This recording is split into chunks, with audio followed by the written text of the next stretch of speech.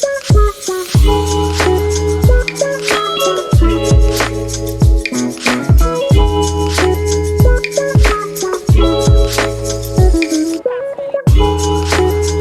semuanya, selamat datang di Creativeness Live. Gokil ya. Maaf saya telat. Padahal lu kalau nggak ngomong nggak tahu loh mereka. Enggak, tapi ini gue suka idealismenya. Kalau yang lain-lain live taping soalnya. Enggak deh. Oke. Ya ini harus live lah karena ada banyak yang nonton gitu. Oke, terima kasih sekali lagi karena sudah hadir di acara ini. Ternyata antusiasnya lumayan tinggi, Dri. Gue nggak tahu nih teman-teman ini benar-benar karena kepengen jadi podcaster atau memang mereka kolam tai, kita nggak punya datanya. Buat yang nggak tahu, mohon maaf kalau saya agak mengucap kata kasar, tapi kolam tai itu adalah fanbase-nya dari Adriano Calbi. Gitu. Sebelum kita mulai, teknis aman ya? Teknis aman ya, teman-teman? Oke, hari ini judulnya adalah The Rising of Podcast Industry with Adriano Calbi. Wow. Ya. Jadi sebelumnya kayak gue harus menjelaskan dulu siapakah Adriano Calbi ini. Oh, sebenarnya perkenalan dulu ya. Nama saya Patrick Effendi. Saya hari ini mewakili Creativeness Indonesia. Jadi buat yang belum tahu, saya adalah seorang IP producer yang sekarang sebenarnya saya fokusnya di Majelis Lucu Indonesia. Tapi hari ini saya membantu Creativeness Indonesia karena saya adalah founder juga dari Creativeness Indonesia ini. Dan di sebelah saya sudah ada Adriano Calbi. Dia ini adalah seorang stand up comedian terkenal, seorang IP producer juga ya. IP producer juga, CMO di PT Jedaka Sumber Rezeki Majelis Lucu Indonesia. CCO dong. CCO kok CMO sih. CMO ya. CCO dulu sempat tergabung juga di Visinema Konten. Betul. Pernah siaran juga ya, Dre? Pernah siaran juga. Pernah kerja di agensi juga ya? Pernah kerja di agensi juga. Berarti kurang lebih udah ketahuan ya ruang lingkupnya di dunia kreatif lah ya. Gitu. Nah, kita hari ini mau ngomongin tentang the rising of podcast industry. Gue langsung tanya sama lo aja. Lu mulai 2015 kan? 2015 Agustus betul. 2015 Agustus. Adri mulai bikin podcast dan ditayangin di SoundCloud waktu itu ya? Ya, waktu itu SoundCloud hanya bisa sync ke iTunes podcast. Oh ya, nah ngomongin tentang iTunes, gue pengen tanya, lu dulu tuh awalnya bikin podcast tuh karena memang referensi dari podcast punya yang lu denger di Apple, atau memang lu self motivated, gue pengen bikin podcast mungkin karena satu dan lain keresahan lu di radio atau apa gitu? Sebetulnya ya kombinasi dari banyak hal. Gue abis radio tuh gue merasa radio yang sekarang mungkin selain Panji waktu itu boleh dibilang gak ada host yang punya personalitinya. Radio zaman dulu kan kita ikut karena personality hostnya. Karena hostnya ya benar. Ya. Terus masuk nih era gak usah nyebut nama lah. Pokoknya era dimana semua bicara dengan smiling voice. Semua menutup dengan half joke sebelum transisi ke lagu. Iya. Nah gue kesel tuh. Maksudnya sebagai komedian kayak ini tuh gak lucu, ngapain deh joke-joke ini disebut gitu. Terus gak lama memang ikut dengerin podcast di luar negeri. Gak lama vlog lagi ngetren tuh. Nah terus vlog apa nih? Vlogging lagi ngetren. Oke, vlogging lagi naik. Terus di YouTube berarti. Di YouTube. Pokoknya gak lama tuh gue kehilangan acara gue di Kompas. Kontrak sebagai penyiar putus juga. Itu 2015 juga? 2014. Berarti ada jeda lah ya. Sebelum Pilpres Jokowi. 2014 kan benar? Ya. Di situ pikir, udah gak ada platform untuk menjaga yang ngikutin gue nih, bikin apa ya yang simple gitu. Terus ngeliat vlog, kayaknya mahal ya budget produksinya gitu. Terus kenapa gak podcast aja ya? Terus kayak, tapi siapa yang dengerin? Ya udahlah jalan aja. Bener-bener jalan aja. Waktu itu SoundCloud tuh gratis, akunnya kuotanya 3 jam. Jadi gue sekali upload bisa 3 jam gitu? Enggak, satu episode misalnya 40 menit. Pokoknya kuota habis, episode lama gue delete. Saking gak mau bayar tuh. Saking gak mau bayar. Sampai akhirnya ada internet radio yang sponsorin. Gue ambil deh konten lo, gue rerun ulang. Baru tuh gue bisa langganan SoundCloud yang full. Pokoknya irit lah pokoknya gitu. Cakep. Nah, dulu pertama udah langsung pakai brand PAM ya? Ya, udah pakai langsung. Podcast awal minggu. Kenapa PAM? Kenapa urgensinya lu taruhnya di awal minggu? Ya kan, terus udah gitu mungkin kalau buat yang tahu, gue tuh senangnya adalah karena Adri ini buat gue fresh karena dia monolog. Ya. Dia sendirian, maksudnya penyiar yang sendirian gitu agak jarang gitu. Dan isinya itu hanya ngomel-ngomel doang gitu. Iya. Jadi gue kayak dengerin bapak-bapak ngomel-ngomel gitu. Itu coba boleh ceritain dikit gak, Pam? Kenapa namanya Pam? Pam tuh pokoknya gue pengen karena baru awal, nggak perlu lah branding aneh-aneh, pokoknya baru satu gini aja. Pokoknya Pam tuh biar nge-push gue konsisten bikin konten. Jadi gue ada janji awal minggu gitu. Jadi emang udah itu aja, nggak ada ini mendalam dan segala macam. Nah gue tuh kebanyakan monolog. Kan sebenarnya monolog tuh sebagi dua, korespondensi sama pendengaran. Gue tuh pengen balik lagi ke radio zaman dulu sebetulnya. Dimana kayak ya udah gue ngikutin orang ini cerita, terus nggak lama baca surat pendengar, ya udah dibalikin kayak gitu aja. Udah gini aja deh bikin. Waktu siaran mungkin 3 yang pertama belum ada yang email tuh. Tapi habis itu nggak lama ada yang email lah, itu jadi kayak ya udah gitu, kita aja tadinya gitu. Berarti itu kreatif semua lu pikirin sendiri ya? Iya. Spontan aja atau emang lu terorganize gitu? Awal-awalnya terorganize. Tadinya di type mungkin hampir word by word ya untuk memenuhi kuota. Sampai aku pengen bisa lebih improve lebih fluid, didengar nggak enak buat ya udah as I go, dari mulai mungkin butuh 10 poin terus lama-lama 5 poin, lama-lama oke 3 poin penting bisa nggak nih gue ramble 30 menit gitu. Berarti kan sampai akhirnya terbentuk jadi kolam tai itu di episode berapa kira-kira? Sebetulnya itu awalnya joke. Jadi kan apa gitu, pokoknya mulai banyak, militansinya mulai besar. Terus mulai ada tuh kayak apa nih nama pendengarnya, Adrilicious apalah gitu. Itu pertanyaan datang dari engagement. Dari engagement. Email ya, terus gue bilang nggak ada ya nama fans, menurut gue nggak ada yang nama fans tuh yang keren, gue bilang gitu. Gue kalau bikin fans gue bubarin, lihat aja, gue nggak mau ada yang teman Adri apalah itu gitu. Terus gue bilang kalau ada gue namain kolam tai gitu. Besoknya ada Twitter account kolam tai. Dan lu engage di Twitter juga, jadi email dan Twitter. Iya, jadi Twitter tuh setiap ada link gue upload di Twitter. Terus kalau mau ngirim email kirimnya ke sini. Iya. Ya kayak gitu. Dan kolam tai mungkin episode keberapa ya, lupa gue. Pokoknya mulai ada pembicaraan fans, mulai ada militansi, terus mulai ada cerita-cerita kayak gue ketemu sama pendengar lo dan apa gitu. Dan berarti itu datangnya dari relevansi ya, mereka relate berarti sama lo ya. Dan memang apa yang lo lakuin ternyata punya market pendengar tersendiri yang memang kepengen dengerin apa yang lo suguhin kan gitu ya. Ya emang pasti keresahannya pasti sama sih, maksudnya kayak orang nggak ada yang pemikiran Adri tuh nggak mungkin dia sendirian gitu, somewhere out there pasti ya kan ada orang yang ngerasa juga sama gitu. Karena gue sendiri juga waktu itu era-era gue berhenti dengerin radio juga karena itu gitu. Maksud gue dulu tuh tipe orang yang masih dengerin radio tuh karena penyiarnya gitu, bukan karena musiknya duluan gitu. Nah, oke. Sekarang kita ngobrolin, kita tarik setelah ini sekarang 5 tahun kemudian ya. Ini tuh memang tema hari ini tuh rising of the industry ini, rising of podcast ini datangnya karena ya sekarang tuh jadi booming dan banyak banget. Kita sebenarnya udah ngomongin dari 2 tahun lalu ya, 2 tahun 3 tahun lalu ya. Arahnya ke sini gitu. Nah, menurut lo nih, ini pertanyaan standar banget. Pandangan lo tentang podcast yang ada sekarang nih, dengan semua kontennya, dengan semua infrastrukturnya, ekosistemnya tuh, menurut lo sekarang ini udah sesuai dengan harapan lo yang waktu dulu pas lo bikin podcast nggak?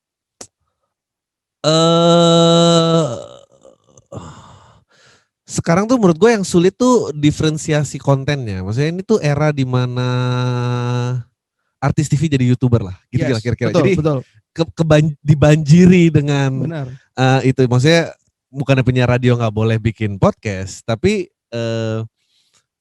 ya mediumnya berbeda aja. Terus ya artis jadi pengen punya talk show-nya sendiri. Gue rasa gini, sesuai dengan keinginan gue dalam artian kita makin banyak in-depth interview yang nggak pakai topeng. Itu menyenangkan menurut gue.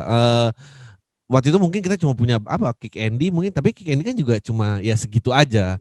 Akhirnya kita mulai masuk ke situ. Tapi sekarang tuh menurut gue 2 tipe kontennya yang paling populer tuh ya baru in-depth interview sama obrolan tongkrongan.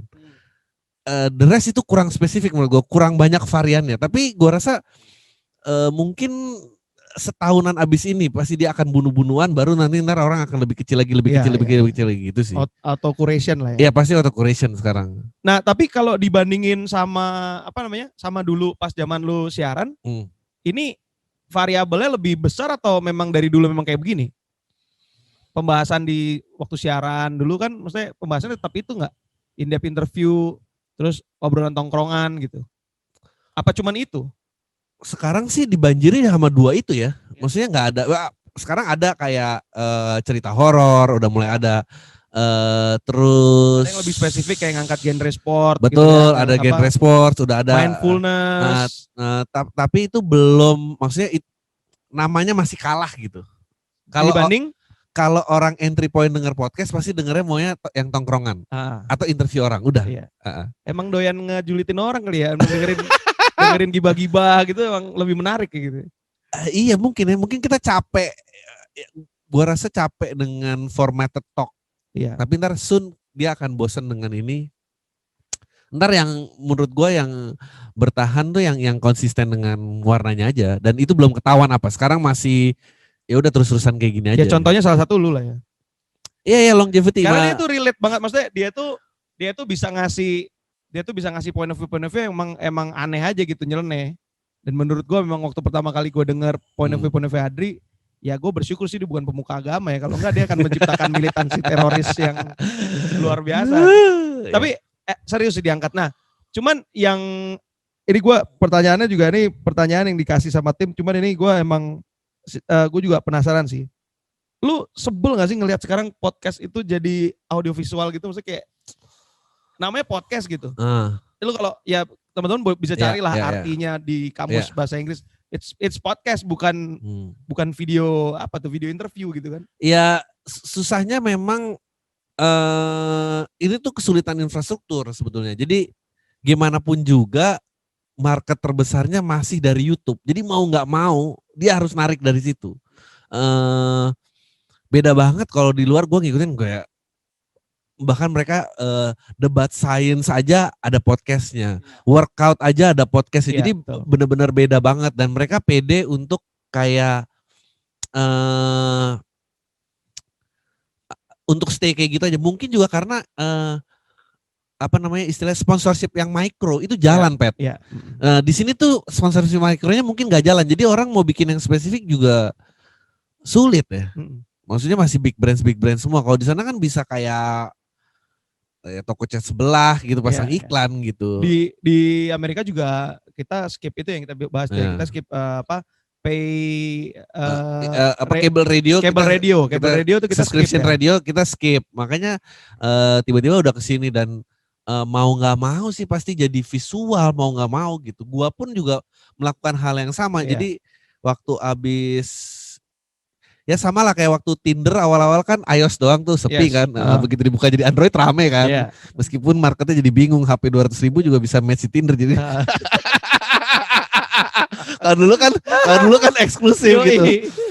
Nah terus Spotify nyaplok Anchor tuh, terus semua bisa di-sync. Nah, besar banget pengunjung dari Spotify.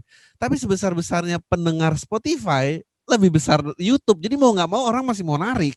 Nah, berarti kan acquiringnya kurang oke dong podcast. Terus kenapa dipaksain? Kenapa nggak lu cuman bikin format ya udah YouTube video aja? Kalau sekarang tuh yang terjadi adalah semua orang bikin podcast, tapi divideoin. Jadi ada gimana? Ada YouTube-nya. Ya. Nanti mungkin formatnya cuma 15 menit gitu kayak ada lakuin, terus nanti format 1 jamnya ditaruh di podcast. Gitu. Ya kan kalau lu kayak gitu, maksudnya kalau memang acquiring, gue nggak tahu angkanya sih, maksud gue skalanya tuh perbandingannya tuh segede apa dan sekecil apa gitu di podcastnya. Tapi kalau misalkan gue media atau gue mau beriklan gitu, pasti gue ngejar YouTube-nya kan. Kenapa nggak audio visual aja full ya gitu? Iya gitu. Maksudnya ya buat klien pasti itu ya udah podcastnya bonus aja gitu kan. Iya bener sih. Gue juga nggak tahu jawab itu. Kalau buat orang kayak gue. Dan ini nggak bermaksud jelek ya. Iya. Ini tuh yang merusak emang Deddy Corbuzier menurut gue. Nggak merusak. Dia nyebelin saya. Deddy Corbuzier itu merubah, ya sama Raditya Dika sih menurut gue, itu merubah gimana pun juga karena masa YouTube-nya gede, jadi terus dibawa ke audio dan video sih. Tapi kalau ditarik Deddy Corbuzier kan hanya melakukan apa yang sudah dilakukan sama orang luar, kayak Howard Stern segala macam kayak gitu. Howard Stern tapi kan nggak full. Yang di videonya. YouTube-nya, iya. Iya sama kan? Enggak, Deddy kan dari awal sampai habis 2 jam dia habis. Om Deddy full di dua-duanya ya. Full di dua-duanya, dia betul. Ada podcast emang. Dia malah kan nggak ada audionya dong, dia mengikuti saran lu tuh bener. Oh iya, ya berarti ya memang bener sih. Berarti Om Deddy yang merubah mindset betul podcast itu jadinya orang tuh kalau sekarang bilang gue pengen bikin podcast tuh bikin ya YouTube, audio video YouTube dengan format duduk interview orang gitu ya. Oke, siap. Padahal bukan itu. Iya. Ya, tapi namanya bisnis ya. Iya susah. Karena Om Deddy works juga kan gitu. Ya dan ini kembali lagi infrastruktur ya. Maksudnya selama Telkom meleknya kayak kuota YouTube gratis, lu susah pasti. Iya, benar. Maksudnya kalau gue punya kuota YouTube ya gue ikut YouTube aja, gue ngapain buka Spotify. Jadi tapi lu ada angkanya gak sih? Apaan? Angka acquiringnya, angka pendengarnya lah scale-nya misalkan. Dari Spotify ada dong. Kan gue dengar katanya kayak sekarang tuh podcast terkenalnya di mana Spotify. Iya. 98% ya. Iya. 98% pendengar podcast di Indonesia itu dengerin lewat Spotify. Iya. Tapi 90% dari berapa? Karena Spotify sendiri kan market share-nya nggak sebesar itu. Kalau nggak salah Spotify itu cuma 20% kalau nggak salah yang dengerin Spotify maksudnya gitu. Kayak gue nih rata-rata ya per episode, kalau rata-rata itu 15.000 play ada. Sehari? All time, maksudnya satu file tuh bisa bertahan, dia akan landed around di 15 ribuan. Oke, 15.000. Oh iya jauh sih ya. Jauh banget. Jauh di mungkin sebesar-besarnya aja juga paling 30.000 kali ya gitu. Iya. Oke. Dan Radit juga melakukan yang kayak Deddy, jadi susah tuh. Iya. Nah, di salah satu interview lu pernah bilang kalau tadi lu juga ngomong faktor terpenting itu adalah infrastruktur. Maksudnya infrastruktur itu kayak gimana? Misalnya device penunjang itu, nggak semua mobile itu ada Bluetooth device, itu berpengaruh. Terus device untuk dengerin. Kan yang nggak pakai Bluetooth pasti pakai headphone kabel. Ribet banget kan pakai headphone kabel coy. Gue masih pakai cuy. Gue nggak mau pakai Bluetooth gue. Ya nggak, misalnya maksudnya dari handphone lu nyetir mobil dia nggak bisa Bluetooth ke headset. Tadi kita skip yang kabel radio tadi. Kabel. Terus kayak paket data yang menunjang. Ya. Paket data yang menunjang. Terus nggak tahu ya. Orang tuh masih banyak loh yang dengerin. Lu lihat deh kayak Best Hits Dewa dengerinnya di YouTube, ditaruh di mobil kerja diputer-puter ya. Gak ada concern, memang masih kecil banget sih. Karena di Spotify ada iklannya gitu kan, nggak mau beli premium. Iya, nggak mau beli premium. Terus kan. YouTube-nya kuotanya juga gratis gitu. Iya, ya udah gimana? Iya, itu kita emang itu always the problem sih di Indonesia. Itu bukan infrastruktur, itu consumer behavior juga. Jadi consumer behaviornya nggak ada yang mau ngedobrak itu. Gue masih banyak kok teman-teman yang kayak enggak, gue dengerin musik dari YouTube gitu. Siapa kasih tau gue? Banyak lah, banyak. Bikin malu aja. Nah, ini pertanyaan ya, gue ada 2 pertanyaan yang menarik nih. Jadi tapi kalau dilihat sekarang nih, gue sempat ngeliat top list kan, kebetulan di Majelis Lucu Indonesia sendiri tuh banyak banget. Bahkan istri gue, foundernya Creative Nest juga, dia bikin She Talks About. Gue tuh kemarin sempat ngeliat yang di top listnya Spotify itu ada She Talks About punya bini gue, ada Suara Belnya Joshua, lalu ada GJLS-nya Rigen Rispo Hifzi, ada Mendoan, gitu. Maksud gue kayak nggak tahu ya, kalau gue mungkin kayak satu berarti pemainnya belum sebanyak itu, terus kedua begitu mereka masuk terus langsung naik, itu menurut gue emang berarti pasarnya engagement daily itu masih gede banget.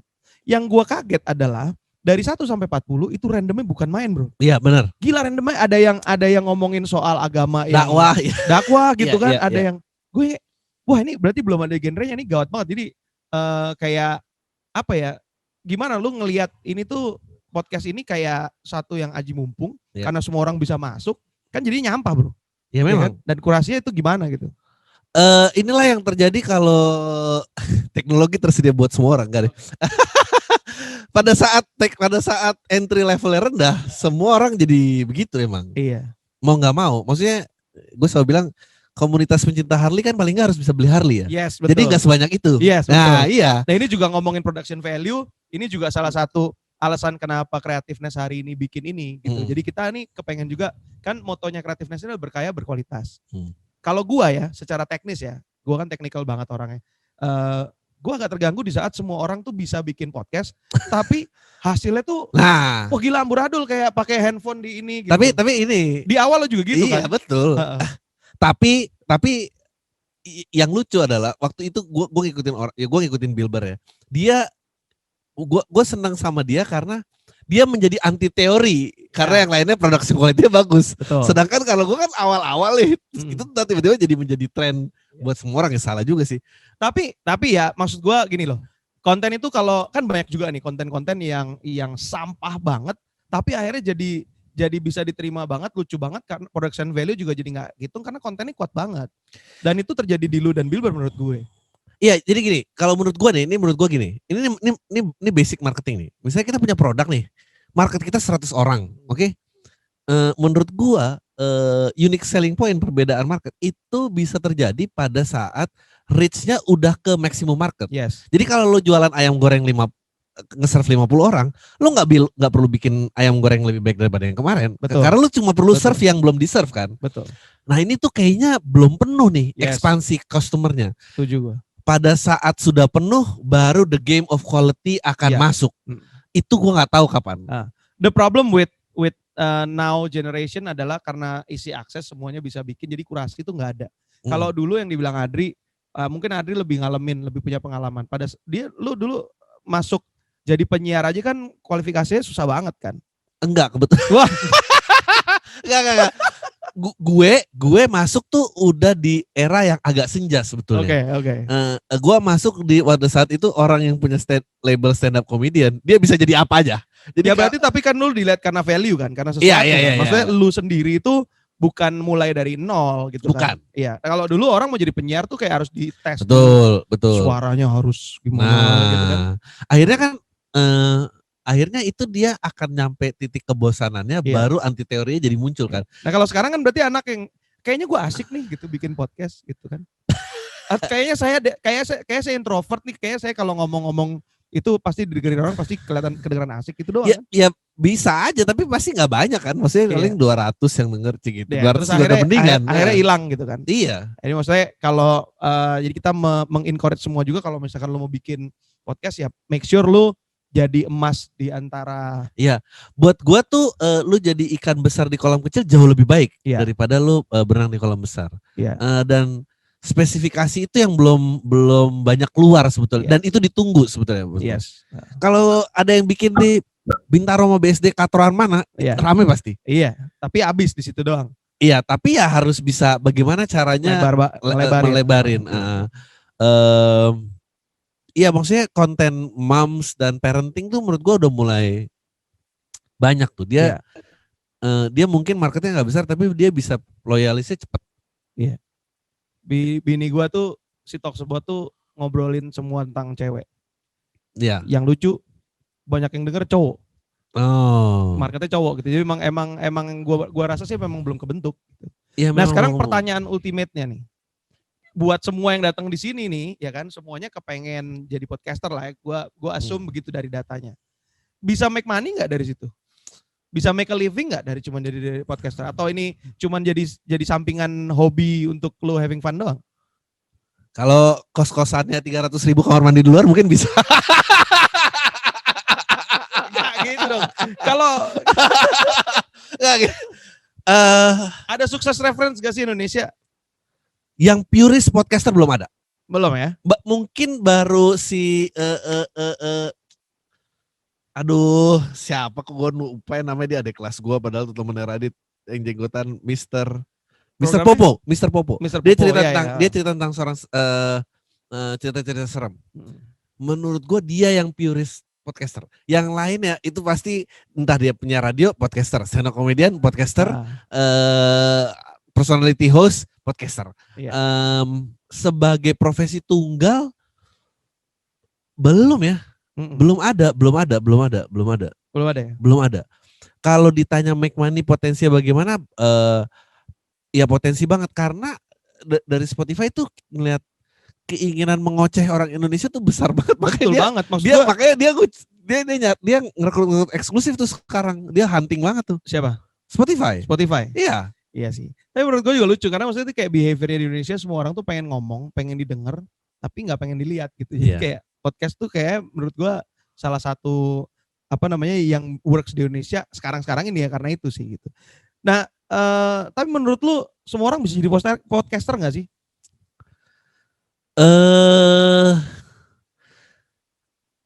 Enggak sih. karena ada orang tuh yang ngomong aja nggak jelas loh. Iya benar. Setuju gue. Maksud gue gak berani nyebut sih, tapi gue ada beberapa yang gue dengerin podcast yang gue ini ngomong apa susah sih diikutin, gitu ya? Dan terlalu internal kadang-kadang gitu kan. Dan itu bahkan kalau gue breakdown, misalnya gue training atau apa, itu gue bisa balik sampai ngajarin kayak ini loh struktur paragraf, ada kalimat inti, ada kalimat pendukung. Ini yang bikin kayak obrolan lu mudah diikuti. Yes, betul. Banyak orang yang tidak berbicara dengan format itu sih. Iya. Dan itu trouble itu. Yes, betul. Jadi menurut lu, what does it takes to create a good content? Harus ngapain? Menurut gue bukan cuma tentang apa yang mau lu sampaikan, tapi lu harus bisa membayangkan siapa sih kira-kira yang bakal makan konten ini. Yang dengerin ya? Iya. Dan bagaimana mereka behave in the real world. Sebetulnya gue selain korespondensi sama pendengar itu bukan cuma tentang nambahan kontennya, tapi gue juga jadi kenal sama mereka kayak, oh gue tahu nih psikografisnya tuh rebel sama orang tua. Terus di tongkrongan dia bukan yang paling banyak ngomong, tapi paling sebel kalau ada banyak ngomong gitu. Observer lah ya. Ya hal-hal seperti itu membantu untuk membuat konten. Sama niche sih mungkin ya. Niche itu harus dicari memang. Gua pun juga meskipun kadang-kadang jadi sulit pada saat lu mau melebarkan sayap lu, nih niche lu gimana cara mempertahankan ya. Gua pun juga banyak struggle dengan hal itu. Tapi kalau lu tuh, gua ngelihatnya kalau Adri nih ya, pokoknya apapun yang apapun yang mainstream, setuju atau tidak setuju dia harus cari antinya. Itu Adri itu. Dan itu bahaya karena gue udah ngeliat sih, gue kenal Adri tuh dari Kiki Kobo Junior.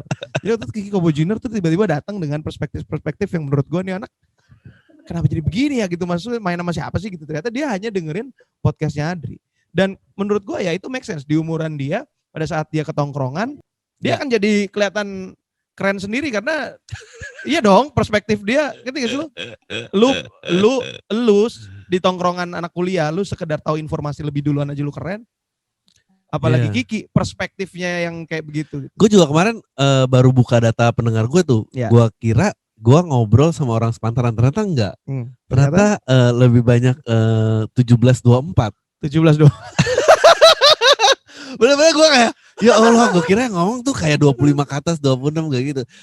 Pokoknya 30 ke atasnya dikit banget. Iya. Abis, pokoknya nomor 1 tuh 1724, terus 24 sampai 32 kalau gak salah itu nomor 2. Abis itu 33 ke atas sedikit. Iya. Mungkin udah capek kali orang tua dengerin gue. Ya kalau orang tua ngapain dengerin lo kan? Kalau orang tua dengerin dia stand up tuh lebih kayak, oh iya bener ya gue gitu. Kalau anak-anak sekarang tuh kayak lebih terinspirasi, klik, oh iya bener juga ya kayak gitu kan, beda. Ya gak tahu ya, mungkin punya impact yang berbeda sih. Tapi mungkin gue juga banyak, gue tuh sebetulnya banyak tanpa sadar ya membicarakan tentang it's okay to be different. It's okay untuk melawan orang tua lo, bahwa nantinya lo juga akan ketemu jalan lo. Terus gue banyak ngomongin tentang mungkin anak-anak sekarang juga ternyata nih ya, banyak yang tertekan jika nggak tahu passionnya apa. Iya. Jadi gue tuh banyak sering ngomongin kayak, look, buat gue tuh yang penting lu jangan jadi pengangguran, men. Lu kerja aja. Nanti passion tuh bisa ketemu sejalannya. Anti-teori ya ternyata orang-orang itu ada. Jadi mungkin mereka yang udah dididik Disney untuk selalu mengikuti kata hatinya dan segala macam. Ternyata banyak orang yang kayak gak harus ngikutin kata hati. Kalau saya harus ngebiayain adik saya kuliah, ya saya kenapa harus nunggu passion saya gitu. Dan akhirnya orang-orang itu terangkat sih. Iya. Dan itu dari emailnya kelihatan kayak gue happy banget bisa sampai istilahnya lu kuliah di universitas swasta di Jakarta sama kayak bang gue TKI di Korea. Gue seneng banget orang kayak gitu. Dan orang kayak gitu menurut gue real. Jadi ya banyak ngomongin struggle of life juga sebetulnya. Nah berarti seberapa penting buat ini ya, kalau lu bikin podcast, seberapa penting sih lu engage sama audiens lu? Untuk to keep tabs penting buat gua. Ini sebetulnya balik lagi ke marketing sih. Jadi lo harus tahu demografi lo, ya geografis, demografis ya lo sampai psikografis. Dan itu kalau dan disitulah menurut gua relationnya terjadi. Gitu sih. Nah loncat sedikit. Setelah itu terjadi berarti kan udah solid nih, ya, konten dan segala macam. Seberapa penting production value? At current moment mungkin itu prioritas kayak keempat, kelima gitu. Iya, malah gitu ya. Iya, menurut gua gitu. Iya, jadi banyak orang yang juga nggak terlalu. Akhirnya nggak ini. Gue banyak banget dengerin podcast yang interview di kafe gitu. Gosong gitu. Gue dengerin apa sih nih gitu. Atau ada yang suaranya kayak gitu. Kalau gue ya karena basicnya produksi jadi gue sebel gitu. Iya karena kita orang kreatif lama Pet. Iya. Gue pun juga. Tapi penting nggak, maksud gue kayak ini yang pengen kita kembangin ini pasti dari dua sisi, dari sisi kreatifnya, kontennya, sama kita juga mengencourage, kita juga ada kelas-kelas untuk bikin. Nah hari ini mau promo kelas juga untuk bikin production value dengan budget yang lu punya, tapi sebagus mungkin gitu. Gini. Karena banyak banget orang yang gini, yang dia bikin podcast, tapi pengetahuan dia tentang mic dan input recording gitu, maksudnya kayak level dB segala macam, itu dia itu sebasic itu pun dia nggak ngerti gitu. Itu semua kembali lagi ke horizon sih, maksudnya kalau emang cuma untuk asal bikin aja dan konsisten ya production value nggak jadi penting. Dan platformnya nggak terlalu peduli ya. Betul, dan platformnya kan nggak ada kurasinya. Yes. Platformnya nggak peduli. Terus kecuali kalau lu pikirnya jarak panjang, longevity, terus lu pengen punya USP sendiri, dan production quality juga jadi penting. Tapi itu buat lu jualan ya. Tapi itu juga kembali lagi maturity kliennya loh. Kalau maturity kliennya kayak kalau gue lihat angka aja udah terserah lu mau ngomongin apa ya, susah juga gitu. Dan belum tentu yang nggak mentingin production value itu juga arahnya untuk nyari klien kan. Iya, bisa jadi cuma pengen bikin podcast doang gitu, cuma pengen denger doang gitu. Iya. Ya, oke, kalau gitu ini kita coba buka ini aja ya, sesi tanya jawab, karena gue sama Adri juga pengen banget ketemu, kenalan sama kalian, maksudnya ini siapa sih audiens kita gitu kan. Kita boleh gak sih, ini udah berapa ya totalnya ya? 120 orang, wow. 120 orang yang mengikuti perspektifnya Adri. Ini rasanya stand up pakai Zoom nih kayak gini nih. Iya. Wow. Tuh rame banget. Boleh dinyalain kameranya? Boleh dipilih siapa? Terserah. Yang kameranya mati pasti ngerasa dia tuh so asik sendiri. Misterius tuh, nyalain semua. Nyalain semua. Ayo boleh dinyalain semua teman-teman. Sekarang grup foto tuh harus dinyalain loh kayak gini. Ini grup foto kala-kala pandemi nih kayak gini, udah pasrah aja. Untung gue bukan dosen kampus ya. Gue kemarin gue juga suruh tinggal. Gue ngisi apa ya? Oh tentang penulisan, suruh nyalain. Sekarang kita grup foto ya, tolong di screen capture kirim ke panitia. Sedih banget. Sedih banget cuma gitu. Banyak loh itu pertanyaannya. Bagaimana? Silahkan. Boleh. Apa mau dibacain aja sama panitia? Boleh juga. Oh belum ada yang bertanya. Ayo boleh. Mau dipancing? Dipancing. Yang yang tanya nanti bisa dapetin t-shirt dari podcast awal minggu. Indonesia tuh kalau udah urusan nanya ternyata di ruang digital malu juga ya. Cuma ruang kelas dong. Iya bener. Harus dipancing-pancing dulu. Udah ada tuh, siapa tuh? Fauzi Iqbal. Halo Fauzi Iqbal. Pertanyaannya?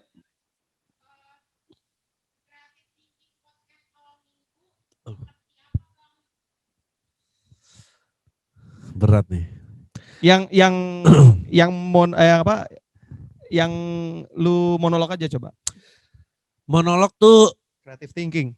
Gini, awalnya gue tuh iri sama orang-orang yang memiliki skill MC. Karena gue basicnya penulis iklan, jadi profesi belakang kamera lah, jadi tidak biasa punya crowd work. Jadi gue pengen punya bisa improvise gitu. Jadi gue cuma lihat talking points and then gue go with it. Nah, podcast akhirnya jadi sarana latihannya. Panjang juga ya latihan lu ya. Konsisten ya. 5 tahun loh. Dan masih belum sebagus itu. Gue masih percaya masih belum sebagus itu. Nah sekarang sih kalau creative thinking sebetulnya nggak banyak ya. Jadi gue cuma ngumpulin current news atau thinking, gue punya notes yang gue selalu tambah-tambahin. Yang gue pakai nanti gue susun pada saat siaran. Jadi current newsnya kita cari aja angle yang nggak biasa gitu. Let's say misalnya kebakaran di kejaksaan. Kebakaran waktu itu kejaksaan. Aparat kan menangkap ada 2 preman yang sedang merokok katanya gitu kan. Angle gue tuh adalah emang kalau lu berkuasa tuh koneksi lu luar biasa ya. Maksudnya lu bisa nyari orang yang dijebak untuk merokok. Iya. Maksudnya gue kalau ban gue aja kempes manggil teman aja belum tentu ada yang nongol. Kalau kaya lu nyari orang servis untuk itu ketemu. Iya. Nah, ya, jadi itu angle-angle itulah yang gue coba latih setiap gue melihat berita. Jadi nggak cuma tentang mengikuti beritanya, tapi kayak ini berita ini bisa teramu seperti apa ya? Iya. Kadang ada hasil diskusi juga ya. Kayak misalkan lagi diskusi kita ngobrol-ngobrol terus lu bawa juga ke monolog. Ya. Oh ini pertanyaannya menarik-menarik. Ini kayaknya kebanyakan kolom tai nih kayaknya nih. Beneran. Karena dari pertanyaan gue bilang nih. Ini ada dari Tobias Anggoro. Bang, apa bener lu monolog itu ngungkapin perasaan lu dan unek-unek lu yang ada di pikiran? Terus kok bisa jadi satu tema gitu gimana ya? Kalau tema besarnya ya memang ngedumel. Iya betul. Itu Adriano Colby itu.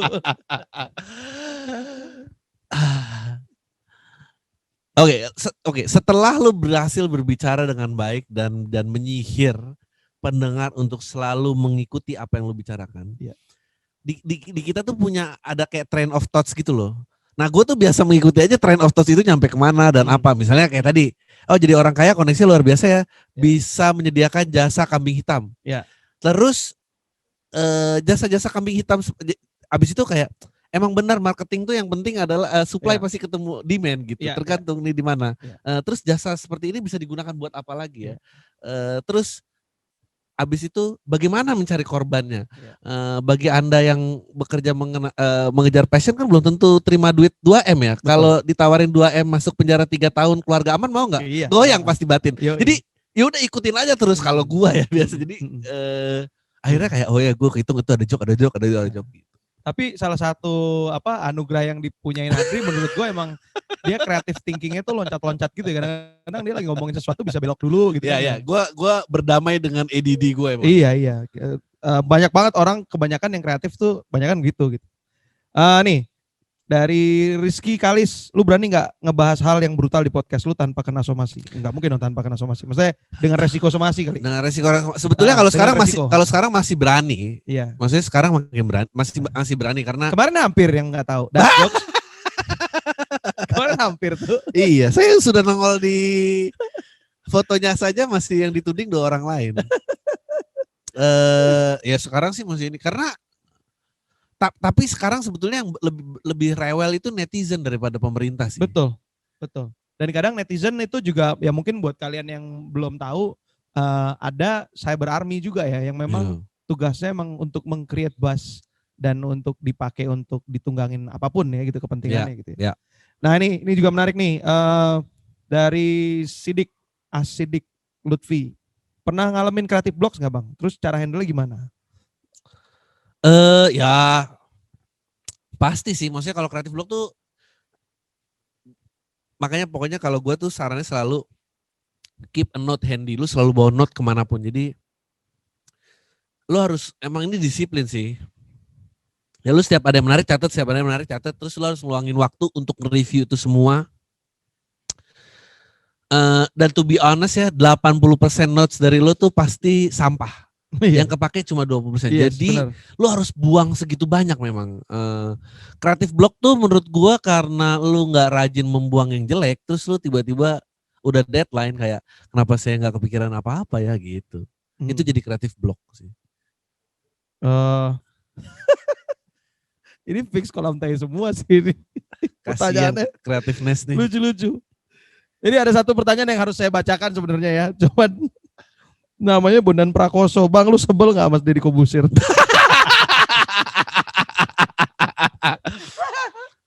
Gue sebel selama dia belum tahu gue. Tapi gue kalau ketemu face to face pasti kayak, halo Bang Ded, cium tangan, terus cium tangan atau apa. I don't know. Gue nggak punya.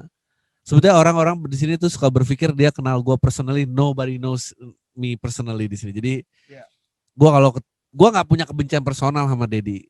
Orang-orang deket gue yang tahu kebencian personal gue. Dia kenal. Dan itu biasanya gue sebetulnya I rarely menyajikan yang sangat personal. Gue menyajikan yang you think it's personal dan itu craft. Dari Fahmi Syarif Hidayat, gue pernah dengar bedanya podcast lu yang monolog dan interview. Kalau di monolog lu bisa menjadi 30% lebih dark dan bitter. Kenapa 30% ya? Nah itu gimana ngolah mimik muka ketika lu dengar opini-opini Wadaw saat lu sama narasumber lu? Ya itu yang sulit. Pertama gini, gue misalnya fame yang seimbang dengan tamu itu membuat tamu lebih rileks dan mau membuka dirinya apa adanya. Karena kalau dia membuka orang yang terhadap yang lebih kurang terkenal kan udah ngucap beresiko tidak pansos lagi buat apa gitu. Jadi ya gue mau nggak gue tuh susah banget kalau orangnya nggak ngikutin gue nelanjangin dia tuh susah banget, makanya akhirnya mau nggak mau ya gue senyum aja. Ya ada sih beberapa sebenarnya kan konsep Adri interview itu datangnya karena gue pengen ngebedain Pam yang monolognya dia yang pure-nya kayak gitu sama interview, dan sering kita mencoba untuk datengin narasumber yang menarik supaya point of view juga bisa menarik ya, kayak waktu itu ada Otong Koil. Ada itu, cuman ya kadang-kadang kesusahannya karena belum kenal-kenal banget ya kan. Betul, keakraban itu sih ya. Ada orang yang beberapa kali ketemu langsung cair. Iya. Terus kalau udah punya history pasti lebih enak. Tapi yang berat tuh kalau udah jauh gitu berat tuh pasti. Iya, terus harus cari. Jaim ya. Ya. Ya skill-skill seperti itu. Gua pun juga kan bukan nggak pernah mengikuti sekolah presenter ya. Jadi memang dalam limitasinya juga gitu. Oke, boleh. Canggih sekali ya ini. Saya baru sekali loh ini. Luar biasa, ini berasa live. Silakan. Di unmute dulu. Bang mau nanya dong. Silakan, Fogan. Oke, thank you. Dulu nyuruh cewek gue. Tolong digedein dikit.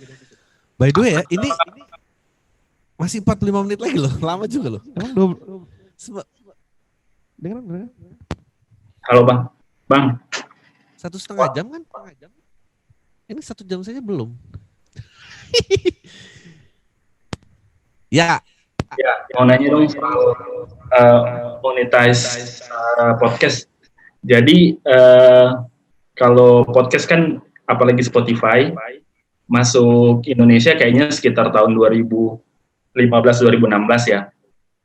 Terus kalau misalnya Instagram masuk Indonesia tahun 2010. Nah, sekarang beberapa tahun terakhir Instagram sudah jadi monetize dari yang saya baca. Nah,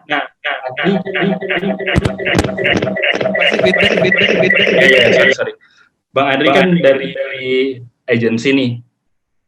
Apakah melihat podcast bisa jadi salah satu platform untuk advertising di luar produk kayak kalau sekarang kan untuk podcast lebih ke produk-produk placement ataupun eksklusif dari Spotify. Kalau dari brand-brand gede, kira-kira butuh berapa tahun lagi untuk bisa mereka masuk ke podcast khususnya Spotify, Bang? Itu aja sih. Thank you, Bang. kan, maksudnya adlib gitu, adlib atau apa namanya request program kan pasti bentuknya mirip dengan model iklan, mirip dengan model iklannya radio. Kalau ditanya industrinya kapan klien melek, sekarang sih sebetulnya udah mulai, maksudnya di nama-nama besar dia udah mulai masuk. Yang menyebalkan itu adalah sebetulnya Spotify belum membuka revenue share terhadap podcaster meskipun mereka mendapatkan konten, which is nggak fair sebetulnya menurut gue.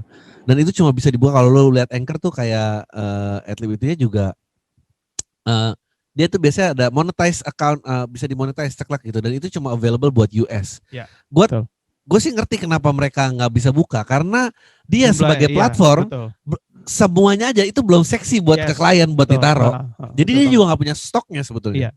Jadi masih individually banget orang nyari-nyari. Cuman maksudnya kalau itu nanti udah kebuka sih gue yakin banget itu akan jadi seksi banget karena dari sisi klien dia bisa tahu niche marketnya yang memang pendengarnya ada spesifik tuh cocok buat marketnya dia kan gitu. Irisannya ketemu gitu. Tapi ya kembali lagi, jadi Spotify dulu tuh usernya berapa dulu, itu dulu sih. Maksudnya kalau Spotify sebagai umbrellanya aja gue gak ada datanya sih, tapi berat masih. Masih berat. Ya maksudnya kalau kita ngangkat dari Adri aja 15.000 kan, satu gitu. Ya gue ada data lain sih, ini mungkin bukan Spotify ya, maksudnya si Muslim Coki juga kemarin ada program di tempat lain yang memang lebih niche lagi, karena app sendiri kan, di Noise, itu 2,5 juta season 1-nya total. Iya emang gitu. Tuh militansinya luar biasa sih. Tapi itu tahun lalu sih, nggak tahu sekarang gitu. Maksudnya ya memang harus dikombin masih IP-nya. Jadi kalau gue dari sisi bisnis ngeliatnya memang sistem podcast yang dijadiin satu sama video ini masih seksi ya untuk bisnis ya. Untuk dijual akan jauh lebih gampang gitu. Gue jadi penasaran, masa sih 15.000 yang 2,5 juta jauh banget ya.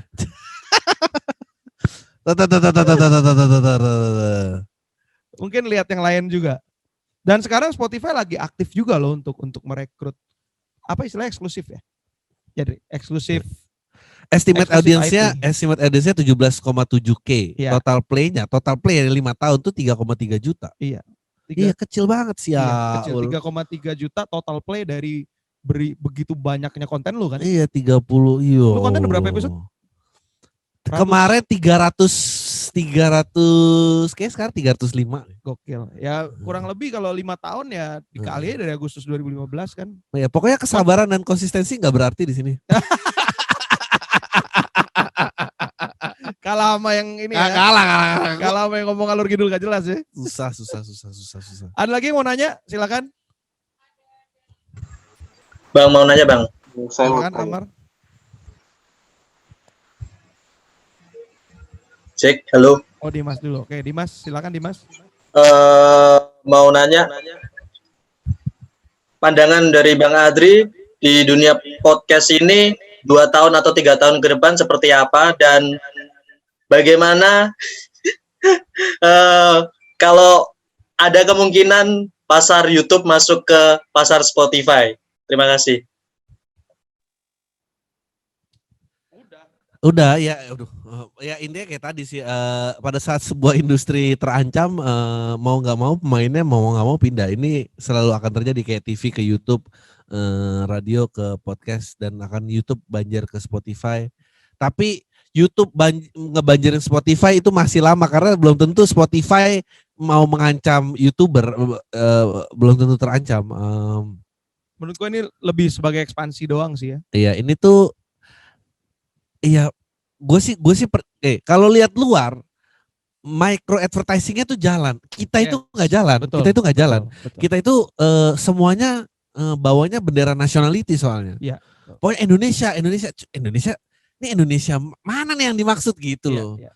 Kalau ngomongin micro tuh contohnya kayak gini. Kalau di luar tuh misalnya contoh di Amerika, di Australia gitu ya. Bahkan kasino setempat. Nah bisa kayak gitu. Bahkan sampai ada promo harga apel turun di supermarket mana aja dia masih bisa. Betul. Gitu. Jadi kita tuh kayak ngebelah market yang udah micro dibelah lagi. Dan itu gua nggak tahu tuh slice-nya tersedia berapa. Iya betul. Gue nih selalu gak populer nih, gak jawab-jawab gini, makanya gak pernah diundang-undang ke... Nggak, tapi paling gak insight-nya lu kasih tau jujur lah. Ya Iya. kan? Ada lagi mungkin? Tapi kan gak ramah sponsor insight saya. Silakan. Bang boleh nanya Bang? Bang Adri. Gue kalau baca yang teks lucu-lucu. Silakan Alfi. Ya, Bang Adri. Mau nanya nih Bang. Gimana rasanya jadi yang pertama tapi nggak jadi yang terkenal atau nggak paling banyak dengerin Bang? Udah gitu, apakah ceruk segini cukup nih buat Bang Adri? Gimana cara ngelebarin ceruknya lagi? Nanti gua kirimin ini ya, kaosnya Close the Door. Waduh. Tapi Yesus juga gitu kan, yang menyelamatkan tapi mati duluan. Dia gak menikmati perdamaian dan cinta yang udah dia sebarin, gak ada. Nasib jadi yang pertama tuh gitu, jadi ikon doang paling ya. Maksudnya ya kayak KFC sama Colonel Sanders aja udah gitu doang. Rasanya sih pokoknya gue cuma menasihati diri gue gak mau jadi orang-orang yang kalau tren udah lewat terus dia ngomong di belakang kayak dulu kemana dulu aja gue yang mulai lah, gue gak mau jadi orang itu. Dulu tuh. Karena orang-orang back to work pasti juga ada yang kayak gitu. Nggak, itu ya nasib aja. Kalau memperlebar ceruk, ya makanya ada Emily pun juga itu upaya. Nanti habis ini podcast Al Minggu ada pergerakan lagi dengan belum bisa disebutin. Tapi enggak, nih mungkin buat yang belum tahu ya, mungkin karena nggak terlalu kelihatan ya. Ini gue kasih tahu ya, pertama kali gue kenal Adri tuh kekeh, dia kalau bikin stand up aja kepengennya cuma 200, 300 gitu. Iya. Kalau perlu dikali 2 gue nggak apa-apa deh gitu. Gue bilang enggak lah lu, kenapa effortnya harus 2 kali? Langsungnya 1.000. Wah gila, nggak pede men gue. Nggak mungkin mana ada orang yang mau nonton gue 1.000, dan kejadian tuh. Iya. Iya kan? Iya. Kita kemarin 1.000 gitu. Maksudnya Adriano Colby hari ini idealisnya menurun. Iya, maksudnya Adriano Colby hari ini jauh banget dari Adriano Colby. Gue pertama kali mulai itu ya stand up 2011 dan 9 tahun yang lalu gak kebayang hari ini. Tapi itu diiringi sama prestasi dan saldo yang masuk juga kan. Ya, ini gue percaya ini tarung jarak panjang kok. Maksudnya tarung jarak panjang. Meskipun begini, mengalahkan Raditya Dika tidak mungkin. Tapi apakah saya lebih baik daripada yang kemarin? Iya, jawabannya gitu aja. Tapi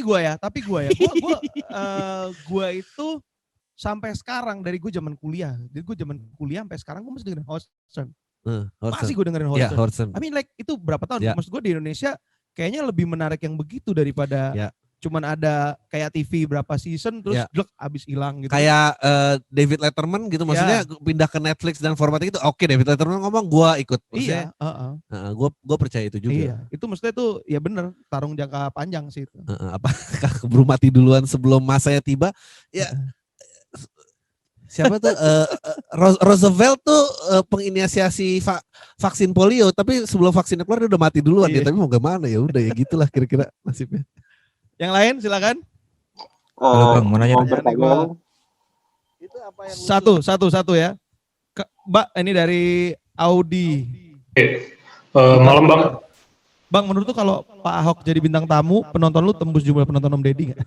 Enggak. Enggak, yang ada adalah yang ngikutin Pak Ahok kayak, oh ini yang namanya Adriano Colby, udah itu doang, udah. I don't know ya, gimana cara kayak gitu-gitu, gue gak ngerti. Itu sama kayak waktu di agency ya, dikasih briefnya apa, pokoknya harus viral. Waduh, the math to be viral tuh. Ya, benar. Gimana ya gitu, I don't know sih. The math of being viral ya cari masalah. Benar, cari masalah. Emily udah berkali-kali bisa diduplikasi.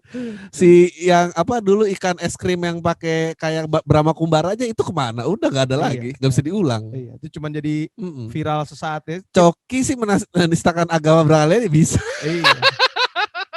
Nah tapi Coki Muslim itu salah satu yang nggak sengaja viral karena mereka true to themselves. Terus habis itu di maintain. Maksudnya mereka keep the fight going, nggak berhenti sampai di situ. Bukan yang kalau aja Sinta dan Jojo itu ada orang kayak lo. Iya.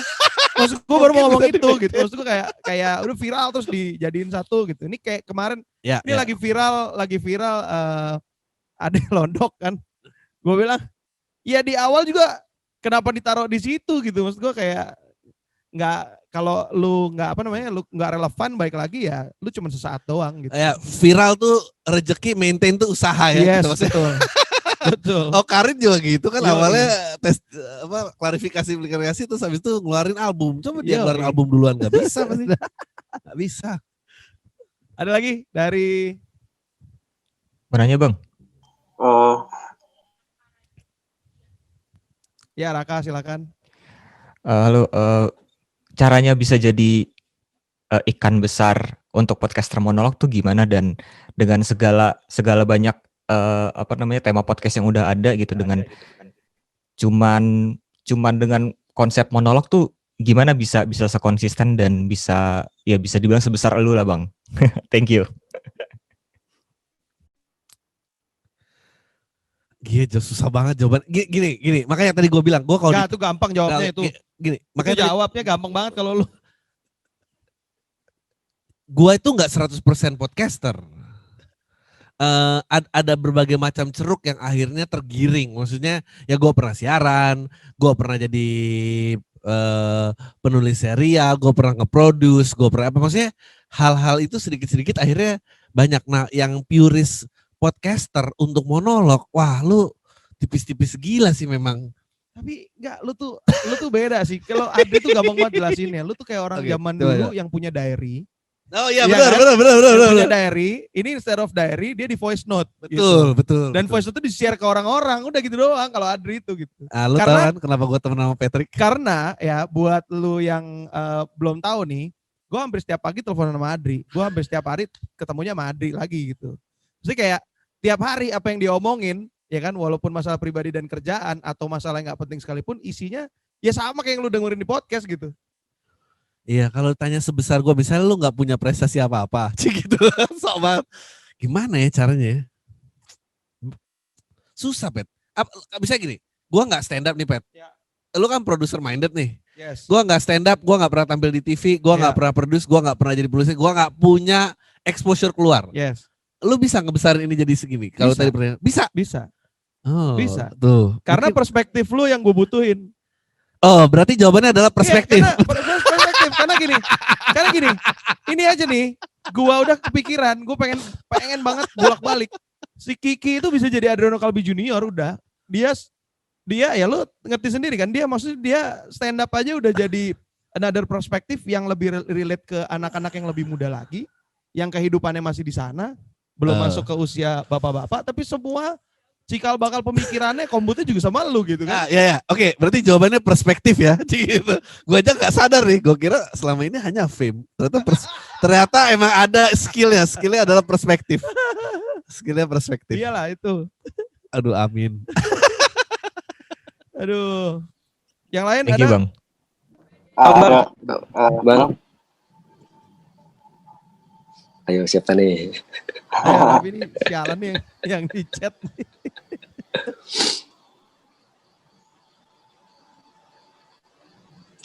Ayo Bang, mau nanya nih. Ngomong-ngomong tentang perspektif ya Bang ya. Kan Bang Adri itu ngakunya jarang baca ya.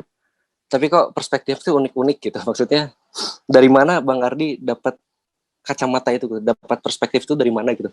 Kalau bukan dari baca gitu. Dan dari sekian buku yang dibaca itu, dari sekian buku yang sedikit, ngakunya sedikit dibaca itu, apa sih bacaan Bang Adri gitu? Pengen tahu itu aja. Terima kasih.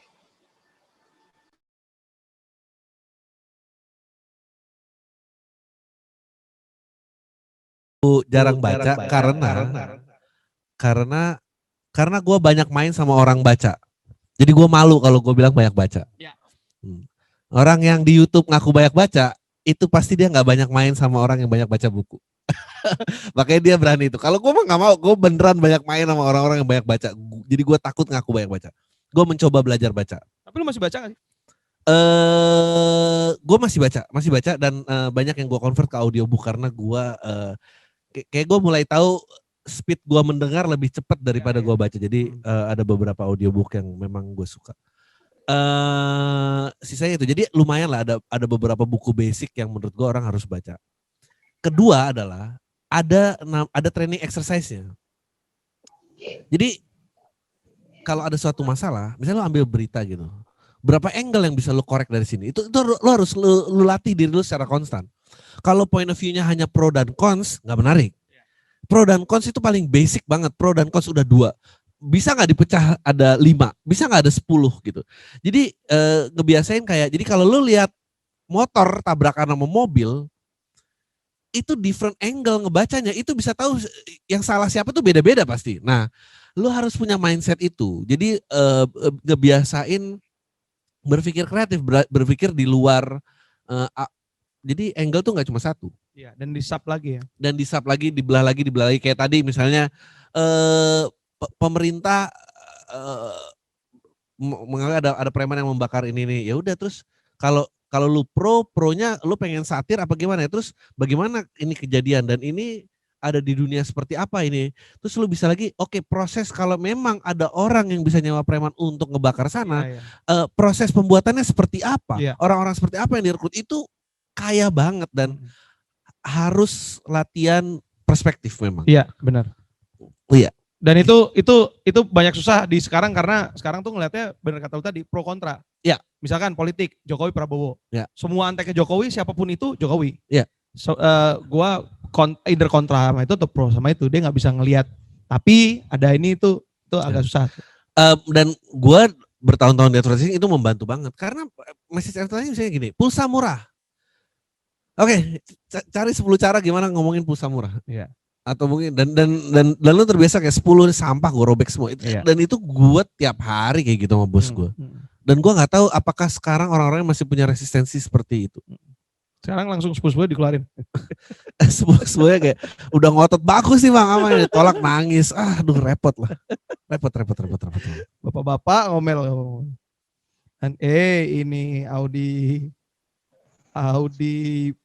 butar-butar ini dari tadi.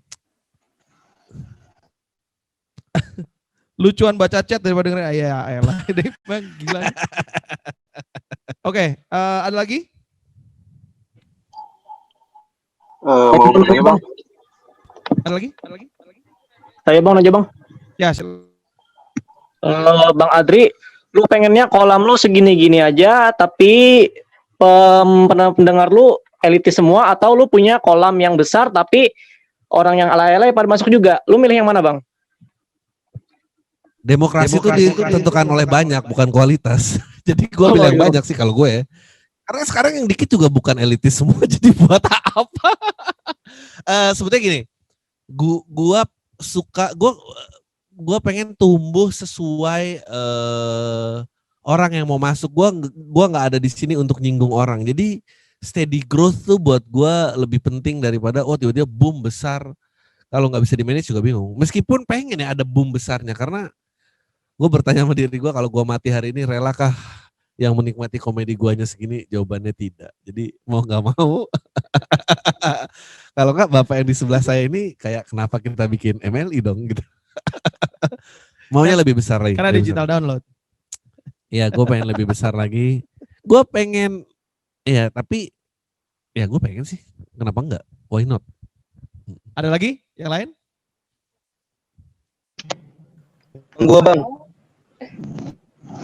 Ya, bentar lagi yang sekarang datang bakal balik lagi nggak sih? Sulit. Ya, yang tadi. Bang Andri, silakan. Kenapa Bang punya cara berpikir yang sangat-sangat ya keren menurut gua kan.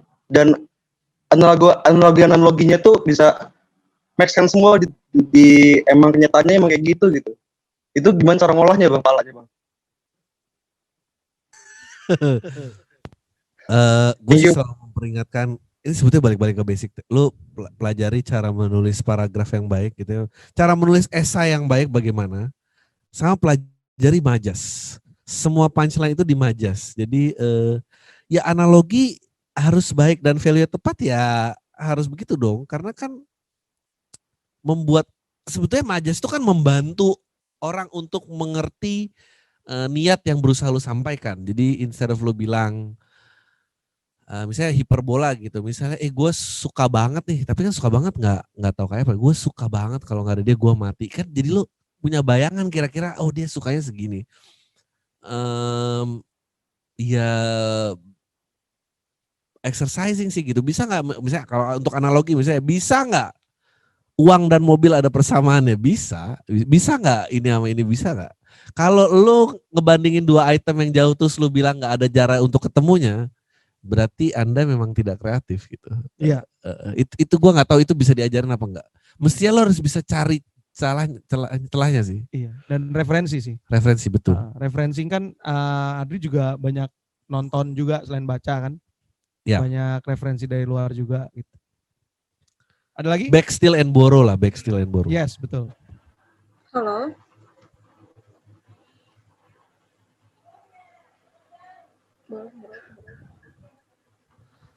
Bang, mau nanya juga boleh nggak? Jadi tadi kan kalau bahas monolog kan baru bisa besar kalau misalnya dari perspektifnya. Jadi kalau misalnya perspektif itu menurut Abang itu dari itu gift atau bisa dilatih? Thank you. Dilatih, bisa dilatih. Ada quote petinju tuh, dia bilangnya, pokoknya hard work beats talent that never work hard. Something kayak gitu deh. Jadi ya mindset of an athlete kayak gitu-gitu tuh berpengaruh. Kalau lo talented tapi udah diam aja nggak ngapa-ngapain ya udah gitu aja. And you never know sebetulnya lu bisa nge-push diri lu mentok apa tuh lu nggak tahu sih sebetulnya. Jadi in terms of creativity anyone goes, maksudnya semua bisa main. Ada satu nih dari yang chat dari Vogen MP. Bang Adri, lu pilih impressions atau engagement? Impressions atau engagement? Untuk podcast, kalau untuk konten engagement, kalau untuk jualan ya impression lah. Ya gitu sih. Tapi jualan tuh juga masih tricky ya, gue nggak tahu deh. Coba GJLS ditanya gimana. GJLS tuh ya enggak sebenarnya gue Madri backgroundnya sama ya dari agency lah ya, maksudnya dari industri marketing lah ya gitu. Yang bikin gue bingung tuh adalah sekarang ini angle-nya udah berubah. Hari ini gue aja ada di Majelis Lucu Indonesia aja gue nggak pernah nyangka gitu. Maksudnya gue selalu bertanya ini apa yang gue jual sih sebenarnya gitu. Maksudnya kayak yang gue jual ini adalah semua hal yang sebenarnya waktu di zaman dulu ini adalah hal yang dihindari untuk bahkan tidak disampaikan gitu. Iya. Kan? Dan hari ini itu jadi relate, marketnya gede, scale-nya juga lumayan gede, MLI hari ini bisa jadi segede itu, menjual hal-hal yang memang lebih jujur gitu. Jadi ya menurut gua impression engagement itu come in both ways karena ya impressionnya juga terjadi karena engagementnya kan. Betul, gitu. betul. Itu sih kalau kata gua. Iya, karena kita memang medianya sih, landscape medianya berubah. Ya, total berubah sih. banget. Berubah total banget. sih. Sekarang nggak ada kurasi, nggak ada censorship, kayak semua juga bisa ngomong apa yang gitu. Makanya sekarang gue sebel banget kalau ada yang masih berani ngomong, lu freedom of speech itu kan Amerika gitu, bukan di Indonesia gitu. Ya kenyataannya semuanya udah begitu gitu. Maksudnya pada saat kita jam ke demokrasi dengan kondisi strata sosial dan ekonomi yang gapnya so-wide itu, terus lu sekarang kasih media, ada media yang memang ada dan kita bisa kita pakai ya here we are today gitu kan. Benar. Tapi pendulumnya akan bergerak kembali lagi kok. Kita soon akan capek dengan this user generated content, kita akan balik ke curatorial media. Yes. Dan itu akan terjadi sih sebentar lagi mungkin. Mudah-mudahan. Ada lagi? Saya mau nanya Bang, buat Bang Adri. Kalau misalkan untuk silakan Lucky. Di satu kesempatan kan Bang Adri pernah bilang tuh soal apapun yang dibikin kan harapannya bisa dirayakan gitu. Gak denger. Kenapa ada musik ya? Sorry, bisa didengar nggak suara saya kira-kira? Nah pada satu kesempatan kan Bang Adri pernah bilang tuh apapun yang dibikin kan harapannya bisa dirayakan. Dibaca di ini aja. Dikasih tahu aja.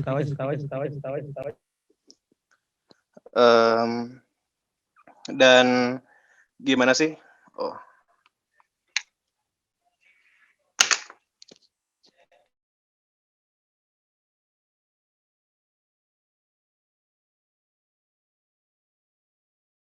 Nama bapaknya teman gue tuh.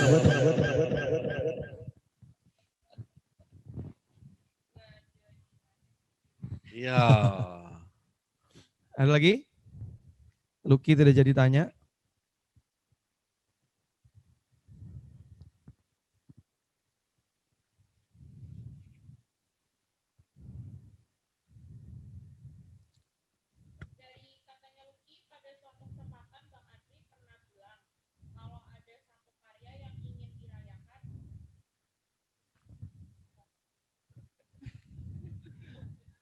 Apa pertanyaan belum selesai? Tahu pertanyaan berat-berat banget sih. Satu karya yang ingin dirayakan. Oke, nih gua ke Bayu Setiawan, Bang, ada nggak satu buku yang menurut lo orang-orang harus baca? Bukunya Rispo ya. Buku tapi nggak satu buku yang orang harus baca. Untuk apa nih? Untuk mengerti alam semesta, manusia apa dulu? Ya, itu benar. Anda sudah pintar. Benar. Hukumnya wajib dan berpahala lagi. Kitab suci. Kalau untuk ngelatih perspektif sih, sayangnya lu belum ada buku ya, Dri ya? Referensi lu buku, apa ya? Buku advertising referensi apa? Buku Rispo sih kalau gue bukannya promo jualan karena itu barang ML ya. Tapi bukunya Rispo tuh aneh banget dan gue bisa baca sampai akhir itu dan setiap halamannya gue amazed tuh kayak kok bisa sih? Nah ini kalau mengelatih perspektif itu tuh salah satunya. Aneh banget. Iya, Rispo sangat aneh, sangat liar nih. Sangat liar. Apa ya kalau selalu buku baca? Gak tahu ya. Well gini, bacaan basic gue gini. Gue selalu ulang di mana-mana. 1984 gue baca. Confession of Economic Hitman gue baca. Sapiens mau kelar. Paling 3 itu sih kalau lo baca itu akan membuat otak lo lumayan berputar-putar sih. Tuh, rilis buku Brave New World gue baca. Brave New World. Rilis buku gue pernah ada yang nawarin tapi kayak belum ya. Pokoknya kalau gue tahu begini, gue tuh cuma pengen di-perceive gue tuh lucu aja. Kalau gue bisa lucu di buku gue mau. Tapi kalau gue bijak buku di buku, Emily semuanya buku lucu. Buat bijak-bijak itu nggak mau gue. Enggak lah, jangan lah. Sama buku-buku ngajarin komedi nggak mau gue. Itu bukan kita lah. Itu biarkan para SJW aja. Iya makanya. Itu bukan Emily banget tuh. Kita ini ngomong kayak kita Emily aja. Ini tuh lagi CNI loh. Oh iya ini lagi CNI. Anda lupa. Orang ini harus belajar, mengajar, menciptakan konten. Enggak, cuman ini emang apa rata-rata ini makanya gue bilang fansnya Kolam Tai iya pasti ada, tapi kayak dari fans lu itu apakah termotivasi juga untuk bikin podcast kan kita nggak tahu gitu kan, dan yang datang hari ini datanya sudah ditarik sama anak-anak, memang itu tujuannya, banyak yang mau. Ya. Melatih niche lah, melatih sudut pandang, melatih niche, mulai dari situ dulu. Jangan ngarep kayak bakal gimana ngalahin apa dan segala macam. Itu akan create too much anxiety dan lu nggak jadi create. Yes, betul. Create aja dulu. Tapi lu lebih baik ini kalau ini motifnya motonya kreatifnya adalah berkarya berkualitas. Lu lebih baik berkarya lagi. Walaupun sampah gitu ya di awalnya. Daripada lu nggak ngapa-ngapain ya kan. Terus jadi sensitif dengan segala masa lalu dan dikit-dikit mental health yang nggak jelas itu.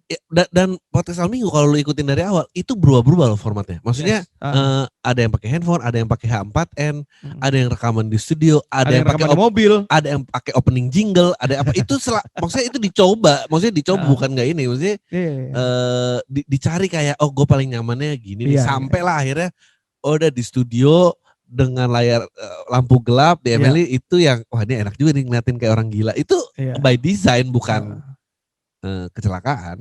Adri pun kalau monolog, kalau rekaman semua campers pun keluar biasanya. Iya. Sendiri dia. Bener-bener campers keluar, cuma ada timer di depan, gue baca berita. Dan itu melatih gue untuk lebih bebas. Oke. Ada lagi?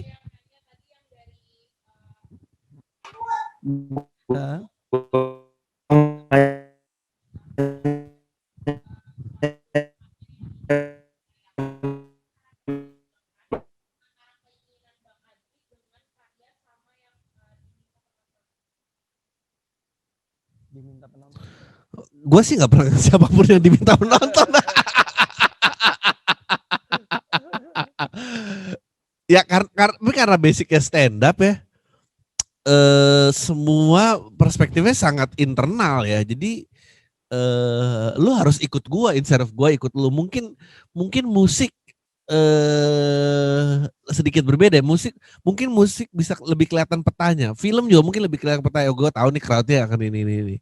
Kalau stand up sih ya mungkin gua yang sesuai dengan keinginan penonton ya biar relatability tinggi ya gue mungkin ngambil tokoh yang orang banyak kenal atau berita yang orang banyak bahas tapi gue kupas dengan angle yang berbeda sih. Menyimbangkannya begitu sih paling ya. Gue juga nggak mungkin yang internal banget gitu, gue berantem sama adik gue karena ngutang apa nggak mungkin gitu, nggak mungkin kesana juga. Jadi relate ya. Kita masih ada berapa lama lagi nih?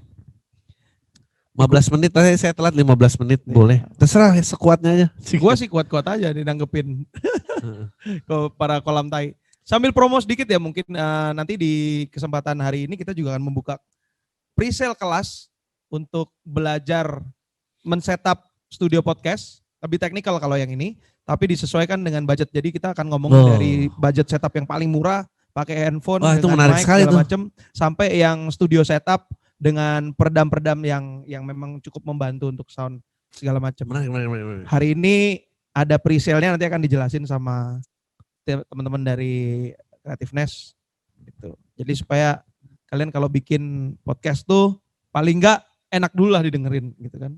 Ya itu membantu sih. Iya itu membantu banget karena gue ada loh beberapa podcast yang menurut gue menarik, bagus, tapi gue nggak tahan dengernya. Ya, ada juga dari itu sayang. Gue nggak kuat dengernya gitu. Oh ini nanti. Oh udah ada tanggalnya ternyata, buat studio podcastmu bersama Creativeness. Maksimalkan kualitasmu berapapun budgetmu. Jumat 4 Desember 2020, 18.30 via Zoom. 100.000 per pax ya, tapi khusus hari ini 75.000 ya. Khusus hari ini 75.000. Khusus untuk yang ada di sini. Caranya gimana nih? Oh, caranya link di bio-nya Creativeness, di chat juga ada. Ya untuk 75.000 ilmu mah murah itu. Iya. Ada lagi?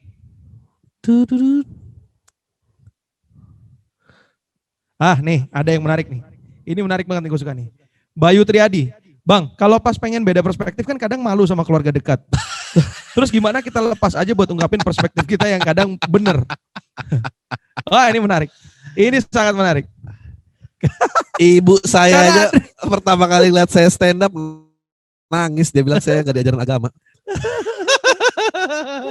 Adri ini sama gue sering sharing tentang keluarga ya, dan kita tuh ketawa-ketawa sendiri karena perspektif keluarganya yang against, yang prinsipal, yang against value-value itu juga ada di keluarga gue, tapi kubunya beda gitu. Ya gimana Dri, menurut lu Dri? Harus gimana lu jadi? Apalagi kalau mungkin ya, kalau pertanyaan gini biasanya pasti masih tinggal sama ibu bapaknya nih. Iya dong, kalau dia udah keluar dia gak mungkin ya gini ya gak? Bener-bener. Pokoknya keadaan mulai tidak menyenangkan tuh mungkin setahunan terakhir ya, karena tiba-tiba ya tadi karena ekspansi marketnya orang-orang masuk, akhirnya orang keluarga gue sekarang mulai aware dan itu dan keluarga jadi aware karena market YouTube. Iya. Kalau lo bikin Spotify only, iya, itu nggak kelihatan. Iya. Jadi mendingan Anda Spotify only saja. Bisa kalau masih malu ya. Iya kalau masih malu. Kalau mau YouTube ntar ada resiko kemana-mana. Itu repot itu. Ini ada lagi yang nanya nih, ini bagus nih. Bang, kata tadi referensi buku, ini referensi stand up komedian luar yang favorit lu dong Bang. Dari Muhammad Kanzia. Ya gue tadi disebut Bill Burr 1, Dave Chappelle, Louis C.K. Tapi kalau lu mau membedah cara menulis yang baik dan bagaimana menggunakan majas-majas yang baik, tontonlah Jerry Seinfeld dan Chris Rock. Itu pembedahannya sangat mudah, mereka sangat runut soalnya. Kalau Louis C.K. Dave Chappelle, Bill Burr gitu, formatnya udah blur banget, udah gak kelihatan ada formatnya. Tapi kalau lu udah ngerti format kayak, oh gue tahu nih dia ada gini. Tapi kalau lu mau belajar dan mau bedah, gue rasa Jerry Seinfeld dan Chris Rock sih. Itu. Karena kalau lu CK dan Bilber lu harus siap untuk dimusuhin. Jadi kalau pertanyaannya masih kayak tadi, perspektif beda sama keluarga jangan ditonton. Jangan. Enggak, dan mereka kayak udah nggak setup premis punchline. Iya. Kalau yang lain masih setup premis punchline. Fahmi Syarif Hidayat, kalau udah nonton TDIP terus LPLK masih relate nggak ya? Masih dong. Masih dong. Justru Masih. mungkin karena temanya beda ya. Beda. Dan LPLK juga 5 tahun kan nulisnya, kalau TDIP 2 tahun. Iya. Jadi dia lebih. Masih bisa dibeli di majelislucuindonesia.com. Digital downloadnya 150.000 satunya. Tahun depan saya mau spesial sambil pengumuman. Bang, suka fans yang bodoh apa haters yang pinter? Lintang. Gue sebetulnya ngeri ketemu fans yang bener-bener kayak bang aku nih ada. Lu gak pernah gue ceritain kan kejadian gue sinema visit dari sekian banyak bioskop di Indonesia. Ya, di Jakarta manajernya gak fans sama gue ya, dan gue jadi dipermalukan. Gue takut ketemu sama orang yang fans banget tuh, gue takut. Gue senang ledek-ledekan sih, dan gue kayak gak ada sakit hatinya gitu. Biasanya kalau lewat, gue pokoknya kalau ngeledek gue lucu gue seneng. So interaksi itu sih yang gue suka. Dan kayak culture itu terbangun, kita selalu kata-kataan. Harley Indra, Bang, tanggapan lu tentang ambisius gimana? Kenapa ambisius? Iya, kenapa ambisius? Ambisius baik-baik saja kayaknya. Oke, lewat pas. Ihsan Fauzi, Bang, bedanya kerja keras sama nggak tahu diri apa? Terus di mana batasnya? Kenapa pertanyaannya? Ini nggak ada yang mau nanya tentang podcast apa gimana? Iya, ini. Ya inilah Ramble Thoughts-nya gue juga nggak ngerti kenapa ini dipelihara-pelihara.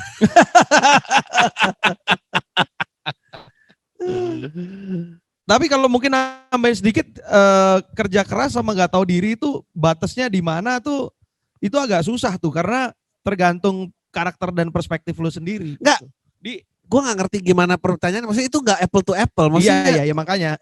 Orang kerja keras tuh banyak loh yang nggak tahu diri.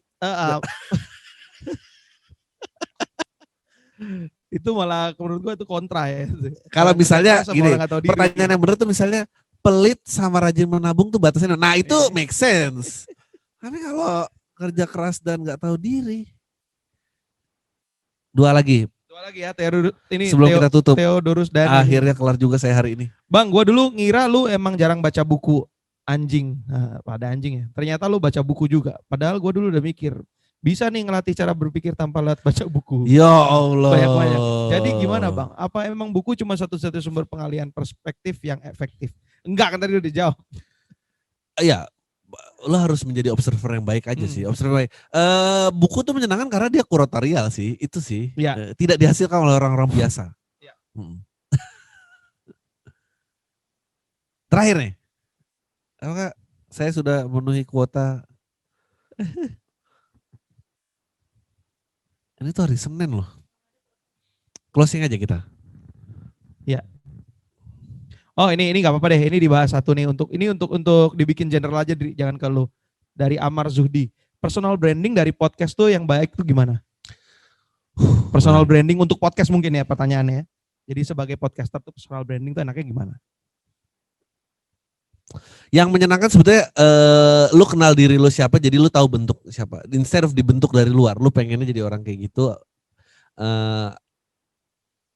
Terus baru lu balik ke dalam. Jadi lu harus kenal diri lu dulu sendiri. Dan nggak bitter bukanlah satu-satunya angle ya. Maksudnya banyak kok orang yang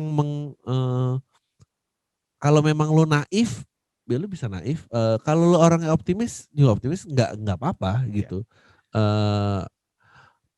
Belajarlah untuk diketawain orang gitu. Maksudnya lu ngapain sih so optimis gini, yang kalau emang itu true nature-nya lo ya so be it ya gitu. Ya gue mungkin sharing sedikit, personal branding tuh sekarang tuh jadi hal yang paling menarik, karena personal branding yang dulu gue tahu sama sekarang tuh agak beda.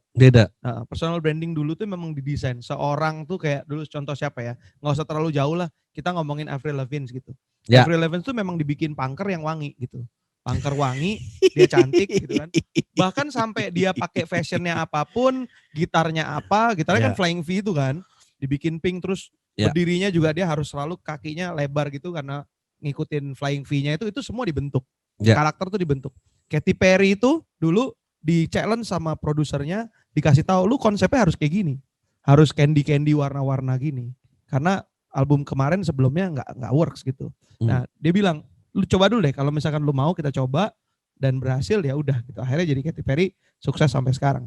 Kalau sekarang orang-orang di Indonesia ini mereka tuh kebanyakan menganut asas kayak gua harus menjadi jujur sama diri gua sendiri. Iya. Padahal dia nggak tahu dia siapa. Nah itu dia.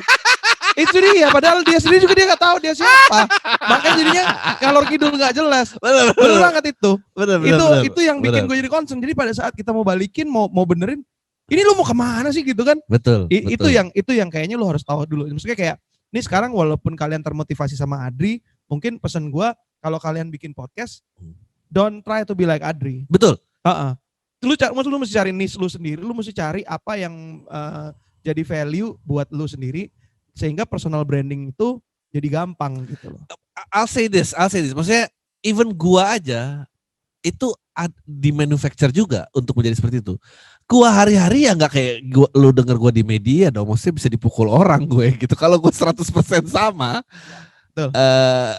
Tapi ya gua mengemas itu seolah-olah itu datang dari ini. Jadi there's a bit of acting gitu. Iya. Even dalam stand up pun mereka selalu bilangnya have you seen my act? Karena it's an act gitu. It's an act gitu. It's not personality. Nggak ada menariknya men, lihat orang ramble di depan nggak ada. Lihat orang breakdown nangis sebenarnya itu nggak ada yang menarik. So ada dosis actingnya kok di situ. Iya. Dan yang pas untuk jadi relevan. Betul. Karena kalau ngomongin aslinya ya benar tadi, act. Jadi kalau di belakang tuh lu biasanya akan bisa lebih mengerti perspektif orang itu untuk bisa jadi apa yang lu lihat di media segala macam tuh kenapa gitu. Contoh lah paling gampang, Adri dan Coki, ya kan? Kalian tahu dong Adri itu seperti apa, Coki seperti apa di mata kalian. Kebalik bos. Kebalik bos. Kebalik. Ini lebih bahaya jauh. Kebalik. Gua tuh menahan banyak. Ya kurang lebih itulah. Ya udah 1,5 jam ya lebih ya. Terima kasih semuanya. Ini kita pakai foto-foto. Oke. Ya ini new normal ya. Foto bareng. New normal foto bareng, semua boleh dinyalain. Kameranya. Screen capture. Sekali lagi terima kasih atas nama Creativeness, atas nama Pam, Adri, atas nama Majelis Lucu Indonesia juga karena semua sudah meluangkan waktu untuk dengerin sharing-sharing kita.